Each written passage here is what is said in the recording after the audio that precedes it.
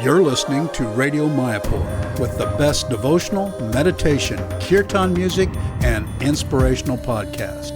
This is Radio Mayapur. Okay, here we are in ChirstChurch. We are in ChirstChurch today, and it's a beautiful sunny day, windy. It's a little cold because we are in the end of the world and this place is becoming winter. In the other part of the hemisphere is becoming summer. So in India it's very hot, 35, 40 degrees. Europe, in Italy, I spoke with my friend Sergio yesterday. He told me the spring is coming, blooming, beautiful color, nice sky. And but we are in New Zealand, a very beautiful place. And today we are very, very fortunate to be with the temple president of ChirstChurch Temple of ISKCON. His name is Ramanuja Prabhu. I've been knowing him for many, many years, although I did not ever much associate closely to him. But I've seen him many times in Mayapur. He was born in Adelaide, in Australia. Very, very strange. He was born in my same birth date, 1/1/1957. I'm also born according to my passport to that same time. And he studied in Australia, and he joined in 1979. He met the devotees. So welcome to our show, Ramanuja Prabhu. For Radio Mayapur, we are doing this interview to inspire all the devotees who are listening to us around the world, whether they're driving car or cleaning their kitchen or washing the dishes or cooking for the Lord. This is an inspirational podcast by which we are entering deep into the life of the devotees, because people meet you, they don't know your story, they don't know how in the world you come in contact with the devotees, how your life at a certain point change. So welcome, Ramanuja Prabhu. It's a great pleasure to have you with us, and thank you for hosting us. Me and His Holiness Banu Maharaj, we are traveling all around the world. You're giving us nice facility and nice prasadam and nice opportunity to be in contact with devotees. Welcome once again. Thank you, Ikanga. And so I'll ask just a few questions. One is that how was your life before you met the devotees? Tell us a bit about your family, your childhood. Your father was in the army, you told me before. Yeah, we grew up. My father was in the military. Nice. So we constantly moved when we were children. I've got a brother who later joined the movement as well. I have a sister who later joined the movement also. Two other sisters who didn't take an interest in Krishna consciousness. So when we were young, we moved around a lot. And sorry to interrupt you, but what was your father in the army, so we can understand why you were moving? Yeah, well, my father was in the military, but he was a musician in the military. Okay. In Australia, each capital city has a brass band. Yeah, of course. And so there was back in the 60s, there was 5 big military bands in Australia. So he was eventually went on to become in charge of one of those bands. And on the weekend, he would play in a jazz band. Wow. What instrument did he play? In the military, he played a trombone, a euphonium, and a trumpet. Wow. And he was he was a very accomplished musician. He'd write the scores for the band and everything. Beautiful. And on the weekend, for fun, he'd play in a jazz band. And he used to play one of the big upright. The bass. Yeah. Beautiful. And so from a young age, myself and my brother, we had a keen interest in music. And we used to play in a church band, the trumpet and stuff, Nice. myself and my brother. And then later on, a little later on, when I was probably a young teenager, I picked up the electric bass. That's nice. And during school, and then when I left school, that's what I did for a living. I was in a band. Blues band? Yeah, rock and roll. Rock and roll. Yeah, rhythm and Ah, blues. Rhythm blues. like Beautiful. that. So that's what I was doing prior to joining. My mother, who was quite religious, my father had passed on by then. A motorcycle accident. He was killed. And my mother was quite religious, and she wasn't impressed with the fact that I was in a rock and roll band, because we know back in those days, the Hippie activities, it was a fairly unsavory lifestyle, quite the opposite of what we do now. Absolutely. But I enjoyed it for some time, and we were making good money, very good money, which is strange. At that time, you don't. I mean, if you're playing the band, you don't make so much money. yeah, well, You were going up. we were in a mid-tier. What was the name of the band? Let us know. Over the years, there was different names. Jagged Edge, which came from the name of a Jimi Hendrix song. Right. Later on, the band morphed into something different, and that was called Eargasm. Oh, nice. Yeah. So, but during this period, I had started to become a bit disillusioned with the lifestyle, really, not the music. Of course. It's like I had music in my blood. Yeah. But I started, at the beginning of the night, you'd start playing, people would come in, and then by the end of the night, everybody was trashed. Yeah. Whether with drug or alcohol or this and that. Everything. Yeah, everything. And it's like, and of course we were playing, so we had to maintain some type of sobriety. Of course we were doing what we were doing, but we had to keep it fairly straight to get through the night. But just watching. And I had a couple of friends, they didn't live with us, but I had a friend, a close friend I'd known for many years. She used to regularly visit the temple.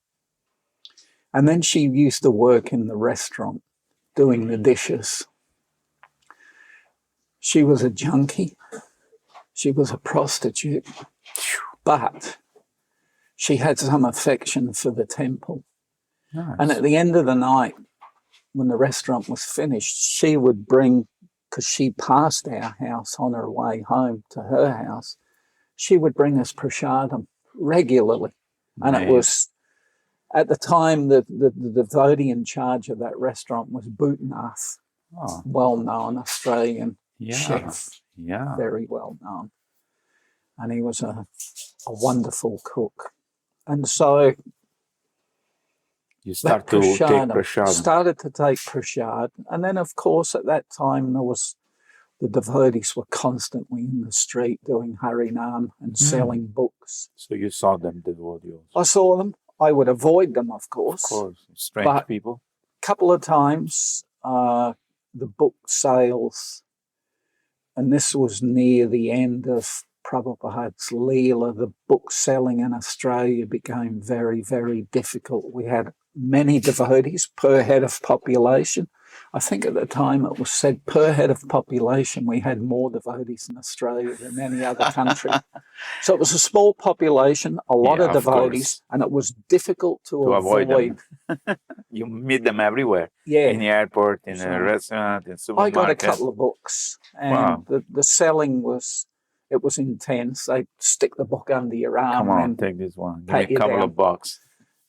But one small book I read, and I was, meanwhile, my friend Cheryl, they were hosting, not regularly, but probably fortnightly or every 3 weeks, she would have a program at her house on a Saturday night for bloop devotees. And you know, back in those days, a blooper was almost an untouchable. It was, nobody wanted to stay near them. And so some of these, I started to attend that when I could, which wasn't that often because we were working Saturday nights. Yeah. But they were nice devotees, real nice devotees. They were all Prabhupada disciples because It was back then. And they just weren't able to maintain the living in the temple, as we know. It was intense back then. So we should say you have to be fully committed and give your life to distribute books or whatever. Yes. Preaching, and it was intense and Harinam, and there was not a personal life. There was no downtime. We live in a temple. I live in the temple as Brahmachari after Prabhupada left for 10 years. So, and but it was very blissful, I should say. It was. So they were kind to me. Yeah. And then this friend Cheryl, she prompted me, why don't you visit the temple? The first time I went to the temple, it was strange. Which place? That was Adelaide. Adelaide. I was back in Adelaide. Oh, okay, you were back in Adelaide, yeah. But the feasts were phenomenal. And we had a reputation in Adelaide. Of course, every temple used to think they had the best feasts, but we did have a reputation for extremely good feasts. There was always 2 or 3 subjects, 2 or 3 savouries, 2 or 3 sweets. It was phenomenal. So the prasadam I was attracted to, but when they would speak to me, that's a bit weird. And then one time she invited myself and a friend of mine. They were having a fire sacrifice. And it was a Sunday evening. And we were on the way back from the beach, and we thought, well, let's stop in and get a feed. Yeah. And they're having a sacrifice. And I had these images in my head of sacrifice. What are they doing? What is it? And the Adelaide temple, when you went up the first flight of stairs on the first landing, there was this huge wall-sized painting, the Nishingadev painting with Hiranyakashipu on his lap. Ripping off his intestine. So I got halfway up and I clearly remember thinking, this is going to be great. Sacrifice. A fire sacrifice. And we sat in. I was a little disappointed because I thought it was going to be. And gradually, I used to go to the temple more. It's probably over the course of 2 to 2.5 years. And some of the Bhutanath, the cook, was very kind to me. He was a nice man.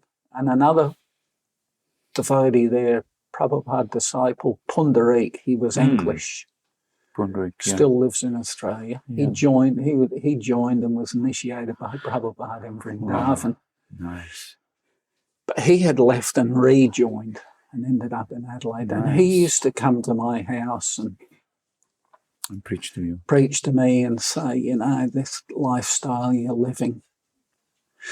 And then at one point in time, Bhavananda was coming through, and the devotee said, why don't you come and meet him? Yeah.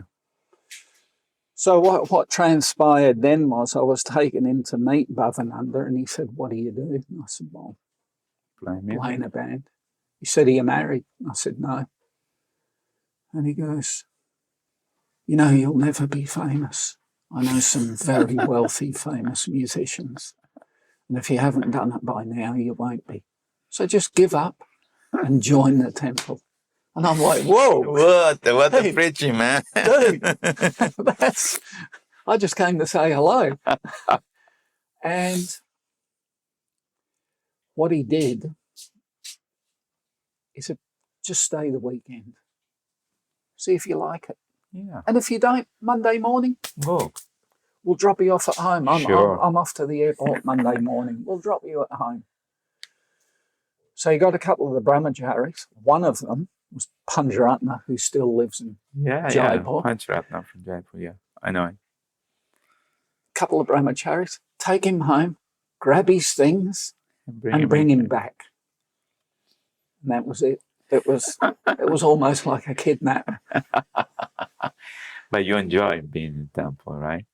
Yeah, it's because like I said earlier, I was becoming disillusioned with the the lifestyle. Material world is punishing everybody. And I always had a healthy disregard for authority. Yeah, of course. Because you were a rebel. Yeah, and I wasn't trying to be a rebel. No, but like at but you school, were when I questioning. put my hand up and asked questions, I was usually told to shut up. Of course. And I was like, why? Right. Why can't you just answer my questions? Absolutely. So, through reading, of course, and then being in the temple, everything, questions were answered. Absolutely. Yeah. And so I was satisfied with that, and I stayed. There was a couple of times where I disappeared. Early to walk about? In the first couple of years, because, myself and Panjarana, we were often in the desert. Okay. We were selling paintings by then. We were in Australia. Yeah, and we'd be right in the middle. Nowhere. Big cattle and sheep stations, thousands of kilometres from anywhere. So I was still a very young devotee, and we were out there by ourselves, and we just meet up at night. And one day I thought, I didn't join the temple to be doing this. And so I disappeared with the car. I came back to the temple a couple of weeks later. And then another time I had a friend that we grew up in the same street. His name's Lowy Tucksha now. He joined before me, and he travelled through India before he joined. And he was living up at New Govardhan, Brisbane. He said, Gold Coast. Yeah, why don't you come up here? It's much easier up here. Beautiful place.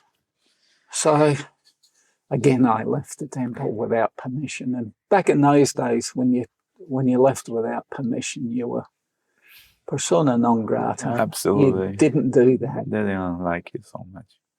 So that delayed me getting initiated for a good couple of years, because I was put in the unstable basket, even though I wasn't. But once I found my feet, I've never looked back. Yeah. But I would like to say that maybe because your father trained you to always think, don't take things for granted, always question everything. Question everything. Because this is a nature of inquiring people. Yes. And people who have vision, and people who have going through discipline, they always, I'm admiring your father. My father was the same. He said, hey, whatever you do, just figure it out, probably use your brain and just do things, because people say. And my father, he wasn't a devotee, of course, and he was like a common layman, but he was actually very intelligent. He had a very inquiring mind, and he was, he was a thinker. Nice. And he used to tell myself and my brother, just put your hand up, question it. Because he used to say to us, they're full of garbage. And I was only 15 when he passed away, so I never got to spend, in my real developing years, quality time with him to pick his brains. And what do you mean? What do you mean by that? It's amazing how this father figure, grandfather, they have so much wiseness. Yes. I still remember today my grandfather telling me things, about life, which at that time leave you shocked. Like, I'm 12 years old and he's telling me 2 things in life. I said, what? Don't run after money, don't run after woman. I said, whoa, what is this? And I was scratching my head. Why is he telling me this? He said, son, there are more women than men in the world. And whatever money you're supposed to get, the Lord will give it to you. So, simple answer, but very wise. So these are things which you, in retrospect, you remember. Sometimes they pop in your head and say, wow, I banged my head on the wall. My grandfather told me that, don't go that direction. And I remember reading an article in an older Back to Godhead by a devotee in the US. I cannot remember his name, but he had left early in the piece and he'd been outside of ISKCON for 2.5 decades, a long time. Yeah. And he'd come back. And because he was senior and he was a Prabhupada disciple, the younger devotees always came to him for advice. Naturally. And in this article, he was saying how he wished he had had more input when he was younger, because he was viewed now as a wise old man. And he didn't consider himself to be a wise old man. And he was lamenting that he wasn't well versed enough. Very interesting article. Interesting. Very interesting. Because people see us like that now. Yeah. We're getting old, even though I feel always like 20 years old when I join, but the body's getting old. But Ramanuja Prabhu, then let our audience hear about your program you're doing here in ChirstChurch. You've been temple president for a long time, and I know you're doing a lot of programs, outreach, yoga, studio, this, that. Tell us a little bit about the life of as a temple president. How many years you're temple president now here? Here, it's about 15, 16 years. Yeah, so and it wasn't something I wanted to do. No, of course. Because, I lived in India for many years. Yeah. And we were working on Srila Prabhupada's Samadhi in Mayapur for 5 years. I was there with you. Yeah. With the So that's... Kadambagana Maharaj, at that time he was. After the upheavals of the mid-80s in Australia, there was, it was worldwide, there was huge upheavals. At that time, Mahashringa Maharaj at the time, he'd been coming through Australia. So it got quite ugly at one point. A lot of people had left. And so he said, he was based in Mayapur. Yeah. He said, why don't you guys, you're on a sinking ship here. Yeah. Why don't you jump ship? Save the ship. So eventually we did. And in 1987, myself and Pancharatna, we gave notice, we did the right thing. Yeah, of course. We went to the festival in 86 and said, look, that's it. Here's a year's notice, we're going to live in India. Yeah. No, you're not. We are. Oh, yeah. And the big stick's gone now. Yeah. So we did. Nice. And we were there for 5 years. And during that time, I used to travel every 6 weeks or so to Makrana in Rajasthan for buying the stone for the the red stone, the white marble, everything. Yeah. So to get to Makrana, we'd go to Vrindavan and then go through Jaipur. And I used to say to Pancharatna, Jaipur's a nice place. There's nothing happening. Yeah, at the time there was no temple. So when we finished with Mayapur, reasons for that I won't go into. Okay. We thought let's go to Jaipur. Start a center. And start a center. So we ended up there, and there was just myself and Pancharatna. We had 1 grass mat each and a 1 litre pot. We didn't have a cooker, but we had a 1 litre pot. And we were staying in cheap hotels for the first 4 or 5 months. And, you could get a room for 15, 20 rupees. Yeah, it was cheap at the time. And we were using rickshaws. Not hotel, you stay in the Dharmasala. That was different from hotel. Correct? Yeah, there's some dharmashalas, some hotels. Some hotels. Because a big tourist place, a lot of cheap places. Yeah. And we met some life members who would then feed us. And we were given, at that time, Kadamba was then the temple president in Vrindavan. He gave us the life membership lists. Nice. So we were door knocking daily. But what had happened unbeknownst to us was that for nearly 20 years, the Life Membership boys from Bombay, They used Delhi, to come there and make life and member. where else? Vrindavan. Promised them the earth, give them next to nothing, Yeah, and go. and run with the money. So the first 18 months in Jaipur, even some very nice people were like, Close get the lost. door. Don't want to see your face. You guys are not trustworthy. But after the 18-month mark, we noticed a shift in people that, they're not running away. They're still here. Yeah. And It started a relationship. So for the first 3 years, there was just the two of us. It was good. It was pioneering. It was preaching. It was India. Yeah. It was great. But then we got another devotee, and then another. Started to expand. And the fact that we just sat there all that time, then Krishna reciprocated. And you see it now. Beautiful. Beautiful temple, lots of devotees. Big congregation. And we have, I think, 12 or 13 centres in Rajasthan now. Yeah. And so during the course of that,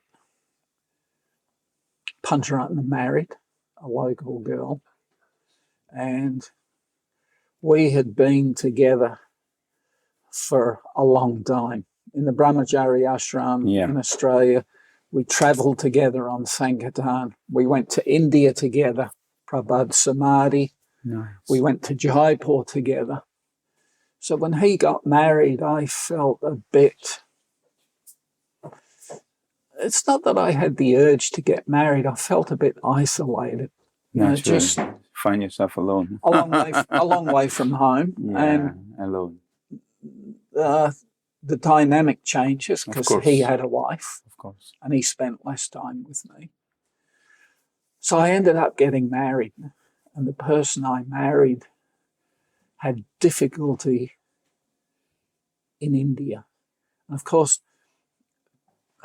she was Australian? She's a Kiwi. Kiwi, okay. So, big jump. Harsh summers. Yeah, completely opposite weather. A construction site, dusty as anything. She was the only Western woman there. Nobody to speak to. Thousands of people. Yeah, and so it got tougher and tougher for her. So I had to make a decision, either move or leave her. And we tried the second option first.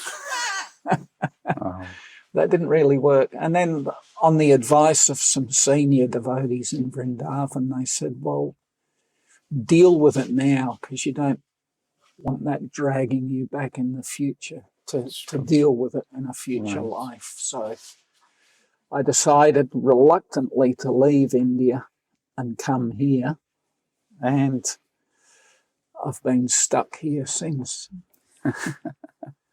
So when I arrived, the plan was to spend maybe 6 months here and then, work on our relationship, go back to India. That was my plan. Krishna and my wife had a different plan. So I'm still here. Nice. So the preaching is going nicely. You're in ChirstChurch. Yeah, we're not. Well, you have a nice temple. Yeah, So when I came here, we had a different building, and the management that was here at the time, there was some difficulty, and the whole management team left, and they took the devotees with them. So you end up again being the only person. So Ramai Swami, he rang me and said, well, they've just walked out, the building's open, the deities were. So I went round to have a look, secured the building. Right. And then Ramai Swami eventually said, well, can you you help out? Yeah, can you take care? Naturally. I was reluctant because I didn't come here to get into that. And then 6 months later, it's like I was the TP. By default. By default, yeah. Yes. And so the building, a beautiful old building, but it was run down. So then we set about renovating the building, which I think was a bit of a miracle itself because we had no money. The roof was leaking. Somehow we got a new roof. That was $40,000. And then we did the building up room by room. Beautiful building. And then in 2010, 3 years after I got here,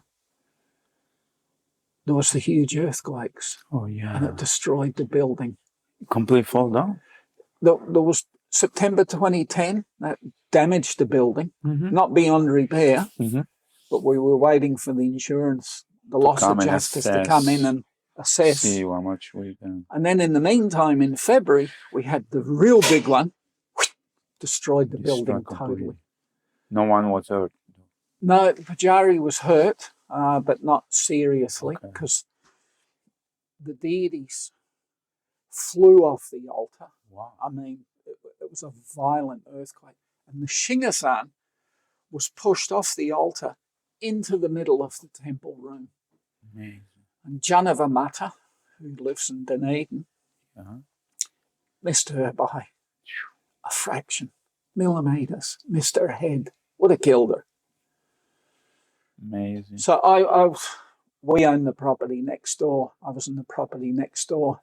I ran to the temple as it was imploding because it went for 25 seconds. So I managed to get to the temple. And it was destroyed. And the deities weren't, it wasn't a broken arm or a broken leg.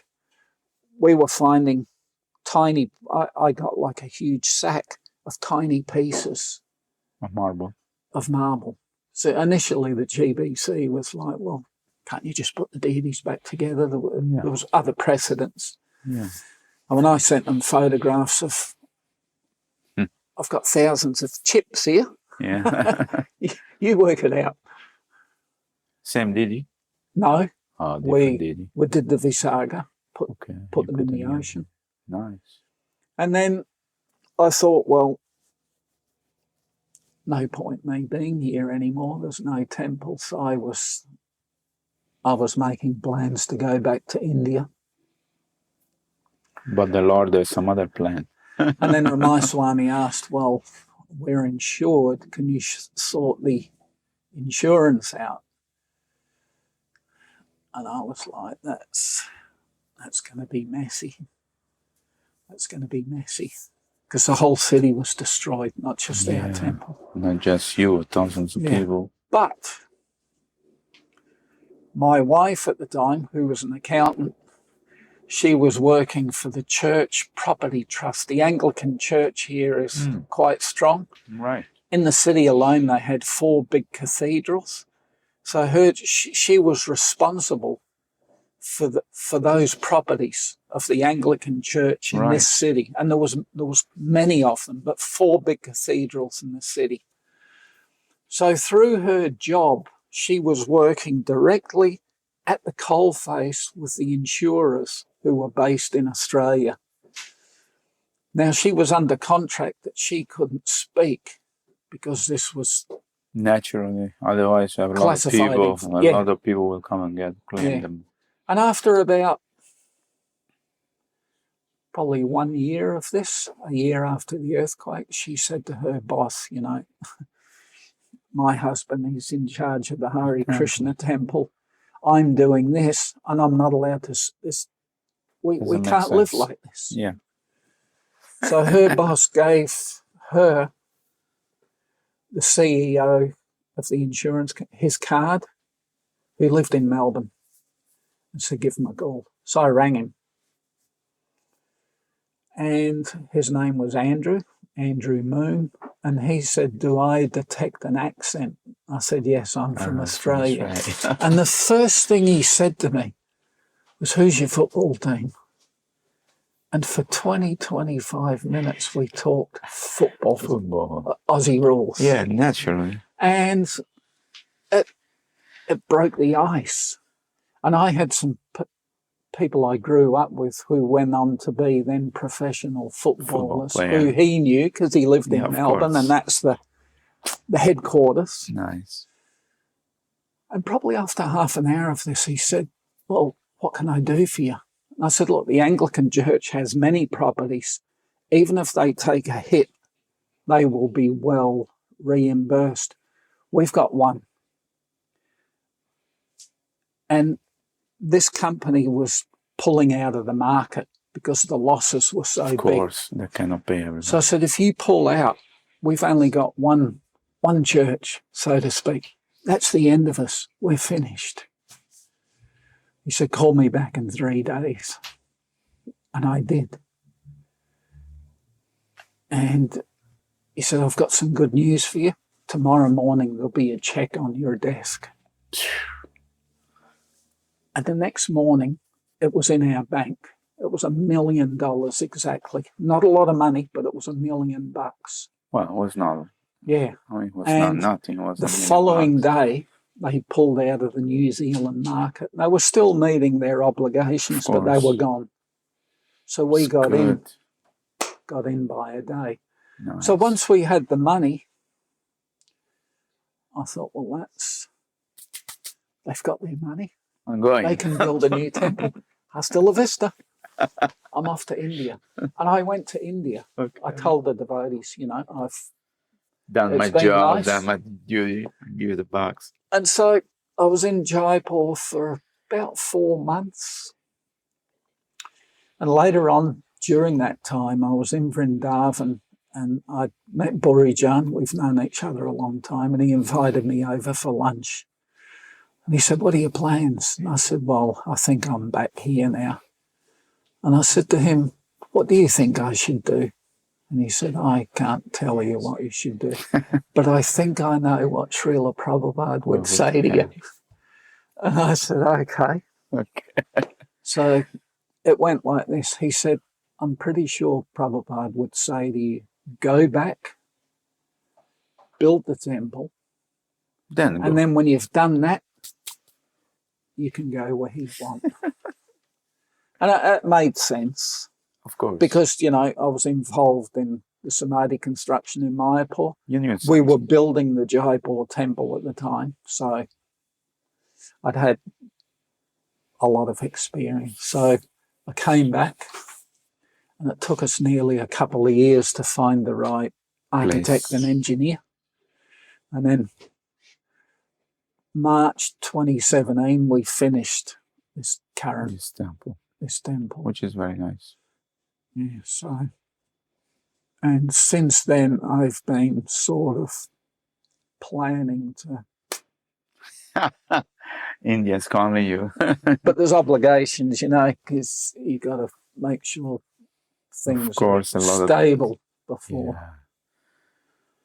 Yeah. I think because you're from this area, it's good for you understand the mentality of the people, and you understand the mood, and you understand the government working. If anybody else come from any other part of the world, will take them 10 years to figure out things. Could take a bit, but of course you're keeping Krishna in your heart wherever you are. That's Mayapur, Prabhuji.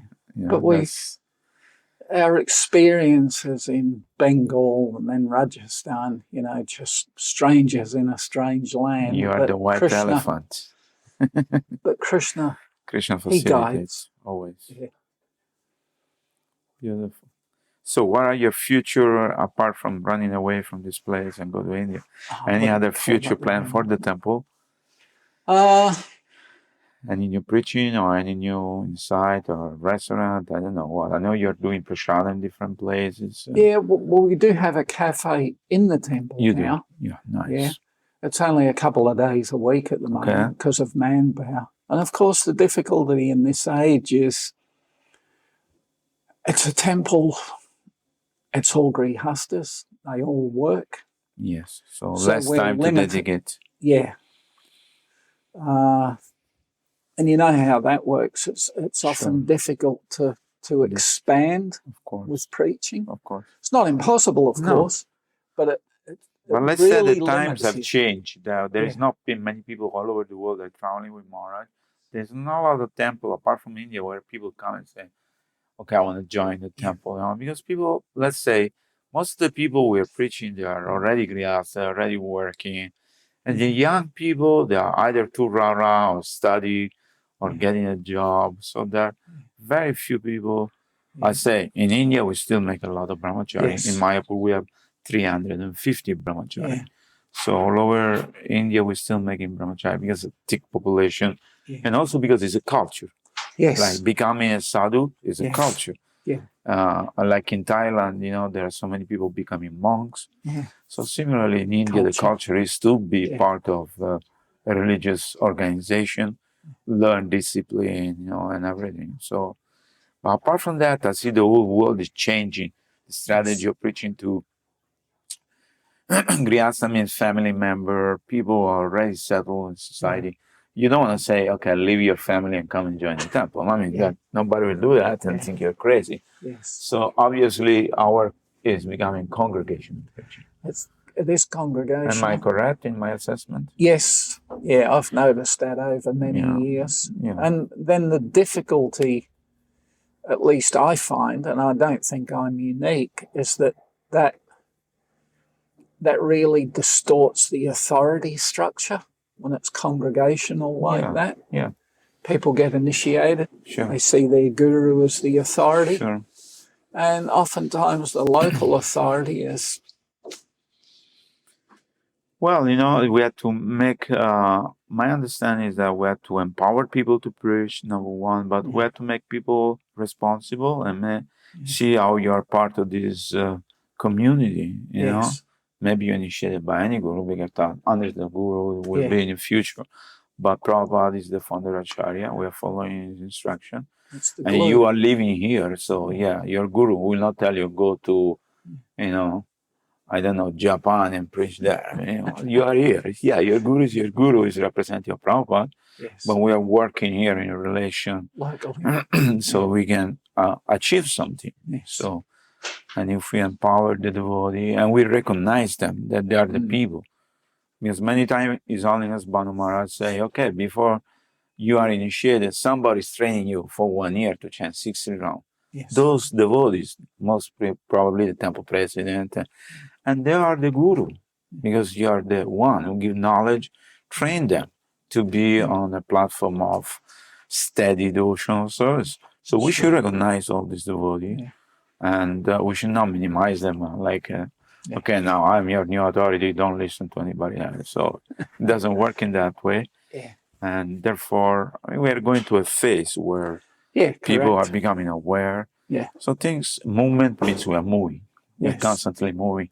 We are not stagnating ourselves. So we are moving towards achieving the desired result of Sri Chaitanya Mahaprabhu's dream, which is to spread the holy name all over the world. And we have to adopt and we have to be flexible. We have to empower people.